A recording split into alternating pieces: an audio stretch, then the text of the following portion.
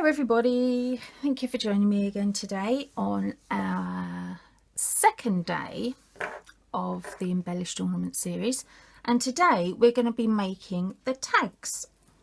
Now I've got my Pool Party ink and my Pear Pizzazz ink, and I have a piece of Whisper White cardstock.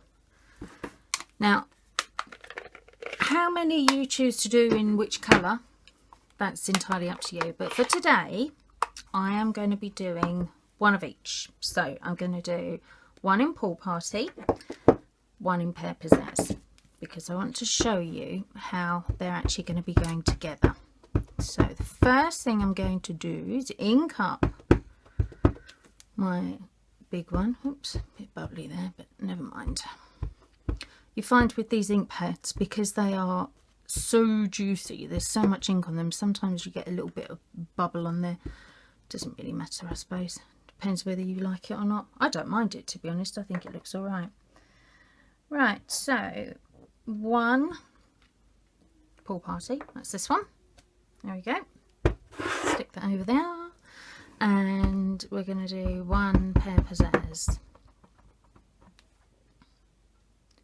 They're quite big stamps, these, so I like to check that I have inked up the whole stamp before I actually use it, because oh, excuse me, you don't want to end up with a situation where you think you've stamped it and you haven't stamped it, and then especially if you're going straight onto a card, you can end up ruining all your hard work with one simple stamp, which is why it's always an idea to stamp on a layer and then stick it to the card if you're nervous, rather than just stamping straight onto your card.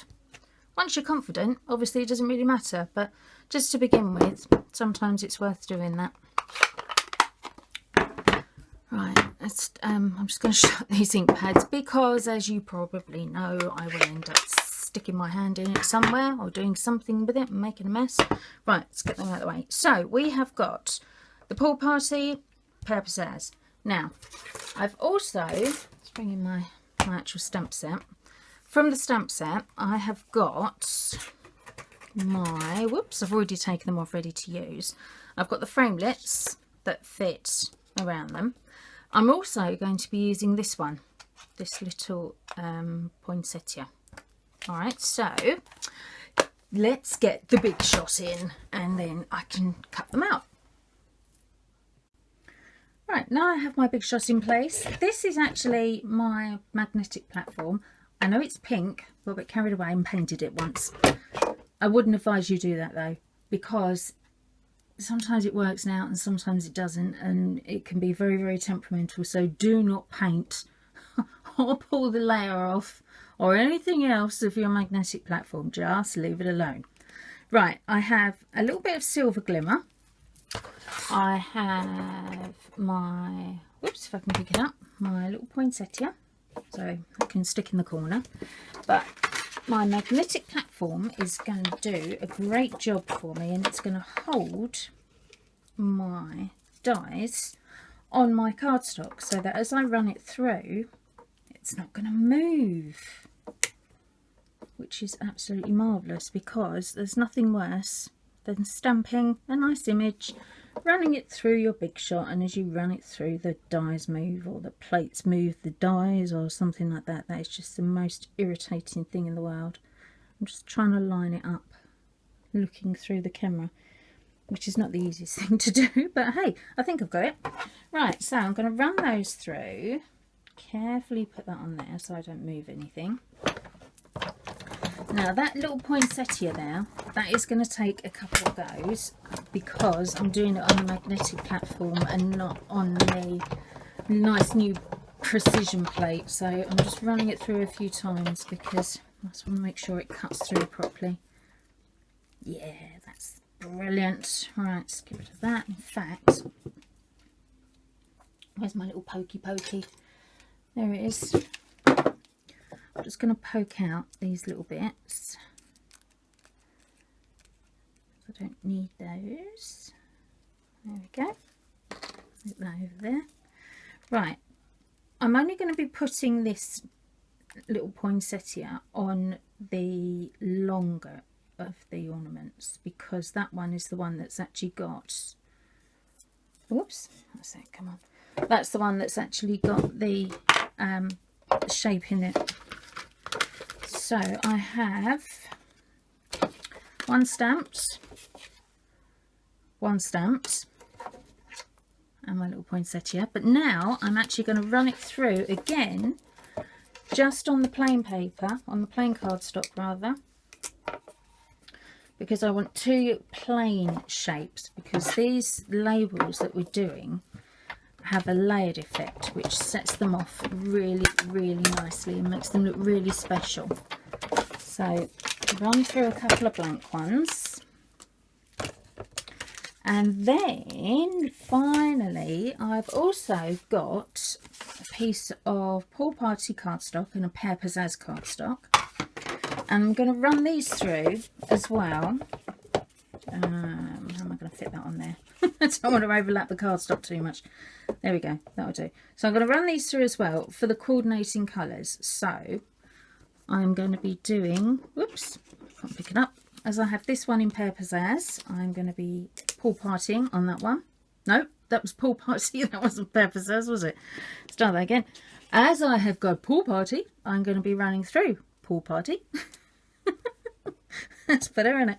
And then oh goodness, the Pear Pizzazz on that one. Now when you do this one, by the way, go for the long shape as it goes through. It just cuts a bit easier.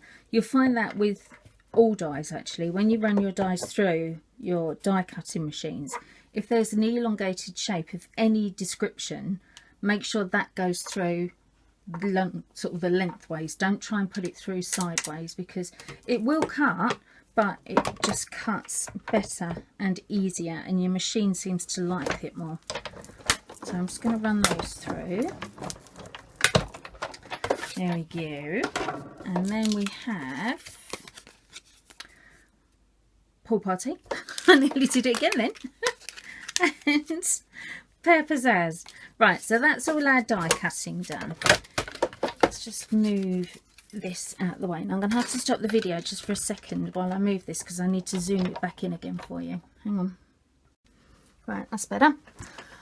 Okie dokie then. So we have 1, 2, 3. Whoops. 1, 2, 3. 1, 2, 3. And a little ditty poinsettia. Right, bring your stamp set back in again, and we're going to go for this one, Thinking of You at Christmas. Where's my blocks gone? There we go. Yeah, it'll fit on that one, won't it? Yeah. Back in with the ink pads. Now again, staying with the same colours, so we've got the right colours all matching this time, whereas on the cards we went opposite. This time we're going to stay with the matching colours. Alright. Now, you may think, oh my goodness, you shouldn't be stamping once you've die cut. You're supposed to stamp first, then die cut. Like I said before, whatever floats your boat. Just go with whatever you like. I found doing these tags, because it's quite a sort of symmetrical shape stamp, I suppose. It's not one of the real squiffy ones. I find that I can actually do it like this.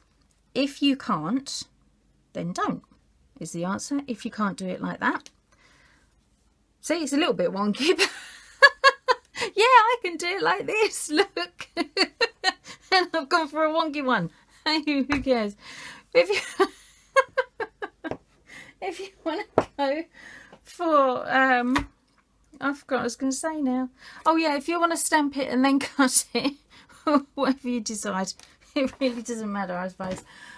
Oh, right, let me just clean my stamp. This is great stuff, by the way, Stampin' Mist for cleaning your stamps and at the same time moisturising that rubber. Oh my goodness, you cannot go wrong. There's nothing worse than having rubber stamps and you have it, go to use it, and you find that all your rubber has cracked because it's not been conditioned properly. So always make sure you use Stampin' Mist when you're cleaning. What am I going for now? Ah, Pear Pizzazz I'm going for, aren't I? Lost myself again there. Right, let's see if I can get this one a bit more central, shall we? Let's get it up the right way firstly. That's a better idea. Okay. Dun dun dun. that's a bit better, isn't it? It's a bit straighter anyway. A bit more central, I suppose. Right, okie dokie dokie dokie.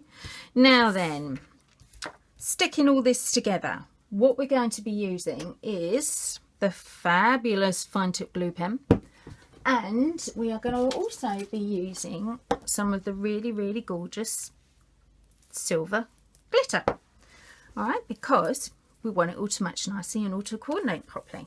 So the first thing I'm going to do, I'm going to stick my poinsettia onto here. Now, I'm going to try it a different way today, because what I would usually do is I would usually put the glue on here and then stick it on here. Shall I put the glue on here and then stick that on there? Actually, no, I'm not, because that's probably a really stupid idea, isn't it? Yeah, all right. Okay, so let's just pop a little bit of glue. You don't need a lot. This is good stuff, this glue. But I do want to make sure it's all nicely stuck on those edges. So I'm just really dotting it around more than anything else. Just so that it's all, whoops, it's all on there nicely. You could, if you wanted to, I suppose you could actually sort of, you know, draw lines around it. It'd work both ways, I think. I don't think it'd really make much difference. Right. Oh, just got to try and pick it up now. Hang on. So just slide it off the table there. Right, make sure you're around the right way, obviously. As if you're not, it's not going to work, is it? Is that the right way round? I think so. Oh, I hope so. Yes, there we go. Right, so let's stick that one on there nicely. To give it a nice push down. Now then, what I'm going to do is I'm actually going to glue the tabs together before I punch the holes. So I'm just putting a little bit of glue. I did think of using glue dots to do this, but if you use a glue dot, it's going to get all stuck around your punch when you try and punch it through, because the glue dots are very, very strong. And you don't really need it excessively strong. You just need it strong enough to hold the shape, really, more than anything else. So using this fine tip one, I found works really well. Oh, my voice is going really croaky today. You have to excuse me. Right, so that's that one. Oops, can't pick it up. Let's pop that one on there.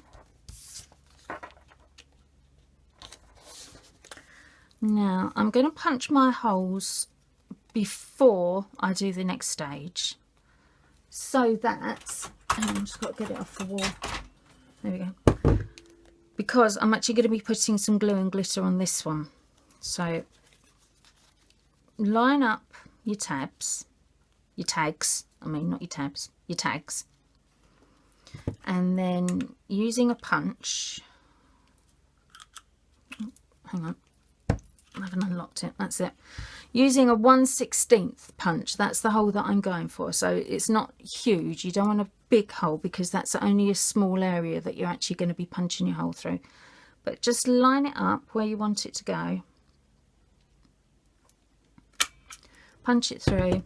Now this is the reason why we stuck first, because not only did it hold it steady for me, but it means that it's going to be caught nicely and it's not all going to fall apart. All right, now I'm bending them back. Actually, I'm not going to bend that one back. I've bent it back very slightly, as you just saw, because I would just want them to separate so that when they're actually on the present, they are open and you can see the different colours. Whether you write on that side or that side or that side or that side or all sides, really doesn't really matter, but it's made a really, really pretty tag by doing it like that. The next one that we're going to be doing, and this is the bit that is really good, because they're going to put just in that center of that little flower there, I'm just putting just a spot. Whoops, I've done another spot, but just a spot. Let me see if you can you see that? Ah, there you go, look. See, just a tiny spot. Then, oh, hang on, let me get my tray out, otherwise I'm going to make a big mess everywhere. Then I'm just going to pop some glitter on it.